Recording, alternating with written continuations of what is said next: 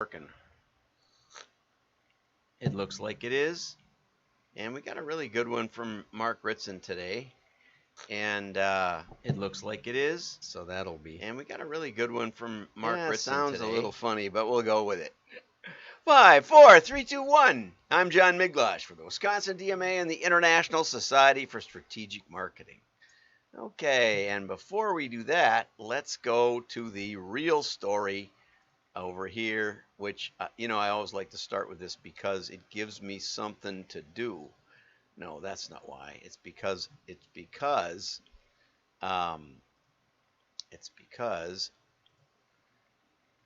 gives me a good thumbnail.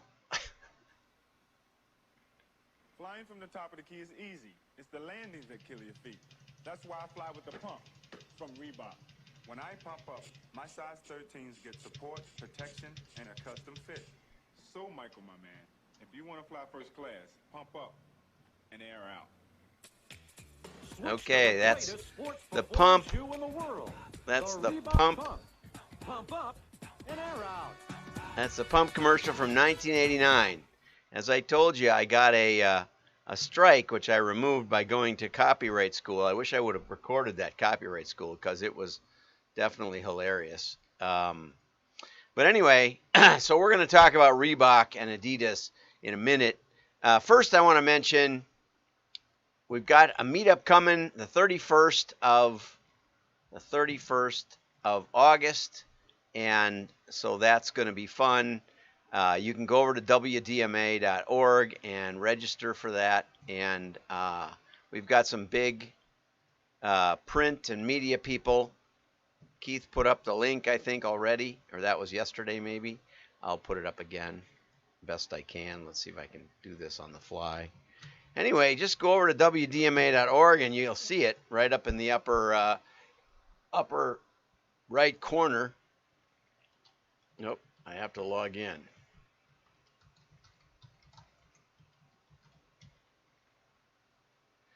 Oh, I need to verify the buses. I can't believe it some days. Buses. Like, don't you believe me? I'm a person. Well, all they're doing is capturing AI data and saying, and I was going to do there's been a couple of articles about Tesla and their review of their car auto drive capabilities, and a couple of the things that it's having trouble with are safety vehicles, which they don't put in those verification slides very often, and also trucks that are completely across the road, jackknife or something, and completely across the road. It looks like a billboard. It doesn't look like a truck, and they're having trouble recognizing those. But they don't put enough of those in the data set. And we'll talk a little bit about data set in a second. So let's get over to the real news. Okay, mortgage mail hits record high. Thanks for that, Rachel. But it's only the high in the last 2 years. It's nothing compared to the 2008 probably total, which was about 20% higher than the mail is today. So I'll just basically skip that one. This was an interesting article. I didn't know about this. I don't have Apple products, but I just assume that everything on the internet is scannable, trackable, knowable. And I skipped over an article about Google geo warrants, that they claim that 25% of all warrants are in America are these geo warrants. And what law enforcement is doing is, if a crime is committed, they're subpoenaing or whatever Google with a warrant to find out who was in the area, even if you had nothing to do with it, right? And if that's all they've got, if you have a questionable track record and are in the area, and I mean, it's like, okay, but it's sort of like, now we start with you guilty. So there's a lot of people complaining about that. Well, this is even more interesting. Apple is planning to scan your iPhone, if you have one, which I don't, But, like I said, there's no privacy in the world. God sees whatever you're doing. And so does St. Nicholas, who knows when you're sleeping, knows when you're awake, knows if you've been bad or good. So be good for goodness sake. I always say that. Anyway, so always be good, whether you think anybody's watching or not. But what they're planning to do is, and a lot of people are upset about it, ACLU and others, in the next operating system, it says that they want to combat child sex abuse, and they're going to scan your phone, your iPhone, and they're going to match images on your phone with known offensive sites full of images or something. And if you get 30 or more hits on your phone, then they're going to review it by human. And then if they deem that these are inappropriate photos or illegal photos, then they'll notify the National Center for Missing and Exploited Children, which will alert the authorities. The tricky part is that once they put this capability on your phone, they could scan it for, let's say you were out in Minneapolis last summer watching the riots, and you were just thinking it's I remember being about 8 or 9 years old marching with Father Grappi downtown Milwaukee. My dad took me down there and we marched around. And imagine if that got violent, which it didn't, never did. It was a racial protest basically, and nowadays pictures of that could be compared with your location. I mean, with your pictures, if you took pictures, and you could be fingered for being part of the crime instead of being part of the audience of the crime. Basically, what the end of the article says is it could easily be repurposed for surveillance or censorship. The design wasn't restricted to a specific category of content. So all you need is to compare whatever's on a phone with another set of content. And it could be your family and who you're connecting with, and it could be anything, according to the people at Apple. Anyway, so something to think about. Another reason to be careful with your digital media. And I've got a great article for Monday about print and how print beat social and Facebook. We'll put Facebook in a different category, and on recall and on ROI. And fascinating. We'll get into that next week. So now I want to get over to Mark Ritson. Adidas' sale of Reebok makes strategic sense all around. And again, this isn't my field, what Reebok should be doing or what Adidas should be doing. But the reason I like Mark is he generalizes it and makes it apply to just about everybody. Reebok decided Joseph William Foster was somebody you probably haven't heard of, but he had a couple of boys, and they decided to make tennis shoes, and they were going to call it Reebok, which is an antelope in South Africa, but they took out the H and made it Reebok, which is an Afrikaans alternative. So that's kind of cool. And you probably didn't know that. And so they built Reebok. And the ensuing brand story is not about Foster, but about Paul Fireman. And Paul bought the brand and made it famous. And at one point, he bought it for $1.5 million to be their exclusive U.S. agent. And in the 80s, Reebok was bigger than both Nike and Adidas, which is kind of interesting. Reebok developed women's tennis shoes more. They signed Shaquille O'Neal and Allen Iverson. They had a better deal with, this is that ad I showed you just at the beginning of the show. In '88, Reebok had a 27% share of the athletic footwear market in the U.S. It did 50% more shoe sales in the U.S. than Nike. Okay, but the 90s were tougher for Reebok. Adidas and Nike fought back with big budget deals and focused on urban street culture and sporting excellence. Reebok was not failing because they continued to have billion-dollar revenues, but the two big brands beat them up quite a bit. So Adidas acquired Reebok for $3.8 billion in 2006 to get a better share of the market in America. But I would say it never worked out too well, and now Ritson goes on to explain why, which is what he's so great about. He says a company must work out both the optimum number of brands in its portfolio and the manner in which those brands will and won't reference each other in front of consumers.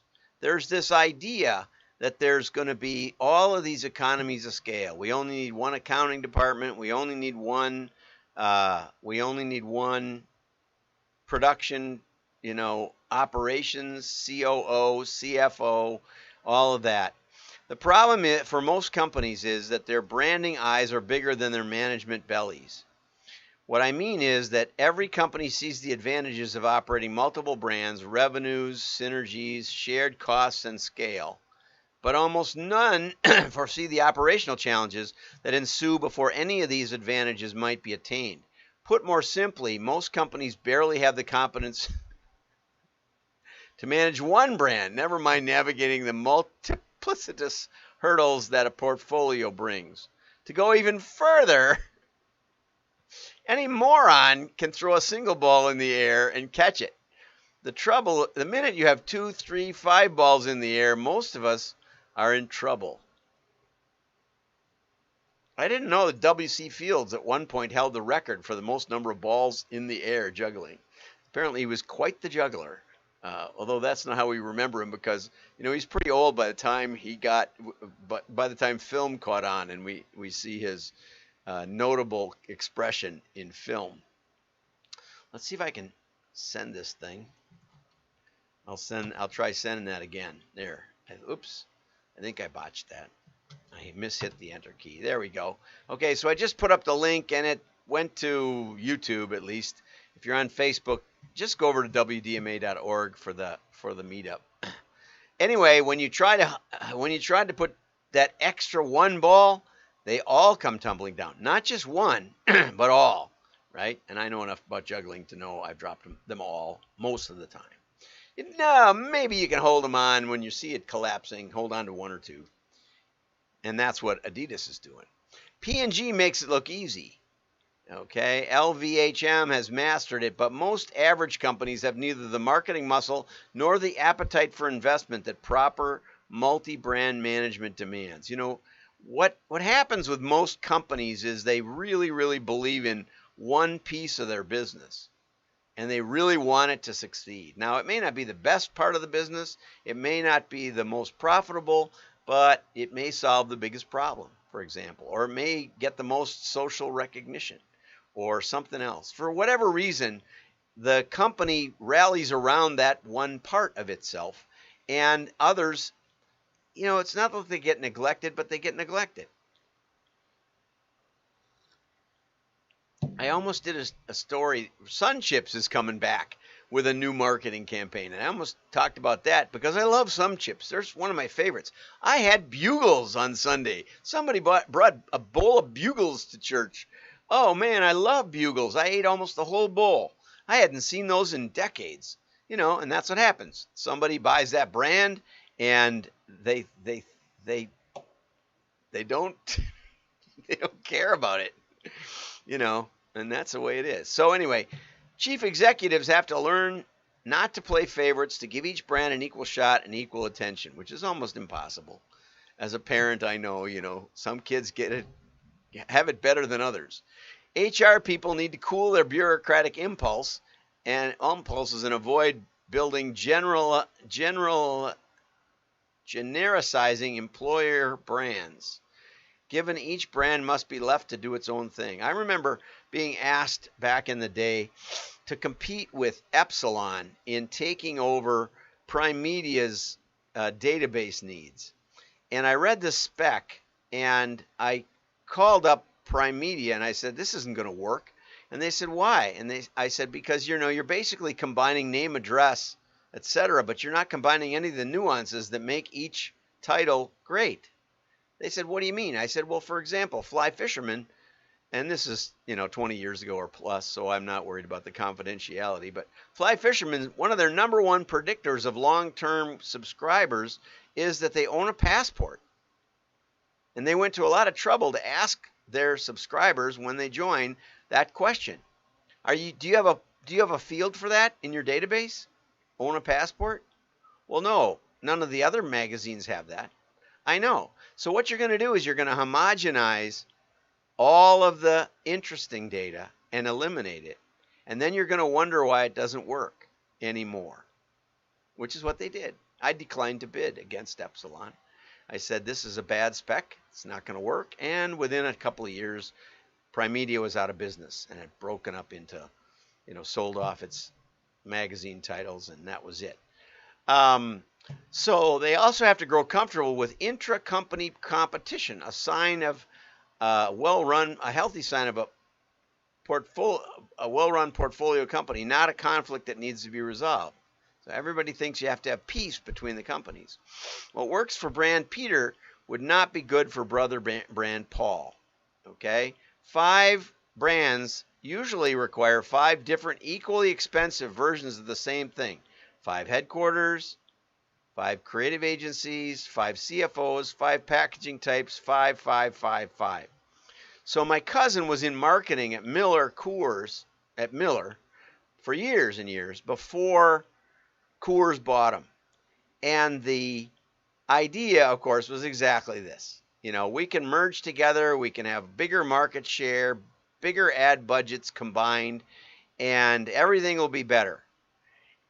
And what can you do? You go along with it. But then he got an assignment, and he was in his later years, and we happened to have a company that had switched over to SAP, and I'm not a fan of SAP, and it took us months just to get our hands on the real data behind the curtain in SAP. One of my German friends told me no company ever leaves SAP, and the reason is because the company isn't allowed to touch the data. You have to have consultants come in, and nobody rewrites the code. Basically, it's all add-on, botched up blocks of stuff, and everything is expensive. So anyway, they decided, because now they're a big company, they had to have SAP. They wanted to combine their 2 accounting and operations computer systems into SAP. So my cousin got the job of being a marketing liaison to that process. And early on they said, well, we're going to give all the parts new part numbers. And he said, why? And they said, because that's the way modern companies do it. He said, well, we only have like a couple dozen part numbers. We have a part number for a case of Miller, a case of Miller Lite, a keg of Miller Lite, and we have part numbers that mean something. Why don't we just use those? We're not going to be creating 100,000 new parts. No, you can't. But everybody in the warehouse knows exactly what our parts mean. No, this is SAP. Anyway, apparently, I think they spent $100 million or something on SAP, and the change orders were going to be, he said they were out like way beyond his career, years and years, to just change simple stuff like that idea. And he said the consultants would make notes of every change anybody suggested and give it equal weight to the whether, and he would ask questions like, well, wait a minute, how many of those do you do a month? Oh, 2. So you want us to change the software because you do it twice a month? Why don't you just do it? Just write it on the packing slip. But there was no sense of that. And finally he retired. But this is the kind of thing that happens, is that you get all kinds of bureaucracy in trying to join them together, and it doesn't work out. So Ritson goes on, and The trick is to draw the line between back of house savings and front of house independence in the perfect place.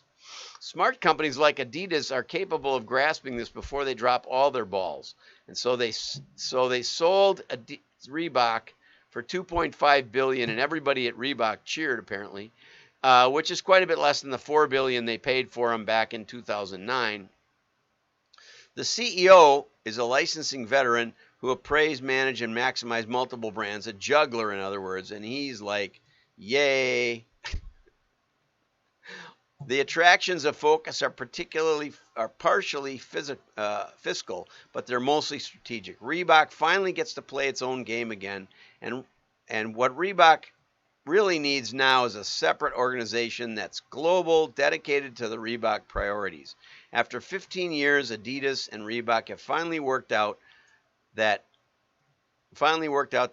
to their mutual benefit, and they move forward alone. So if you're trying to build 6 businesses at once, which I kind of tend to do, maybe you should pick one and run with it. Have a great day. Like and share. Your friends will know you're smart. Bye-bye.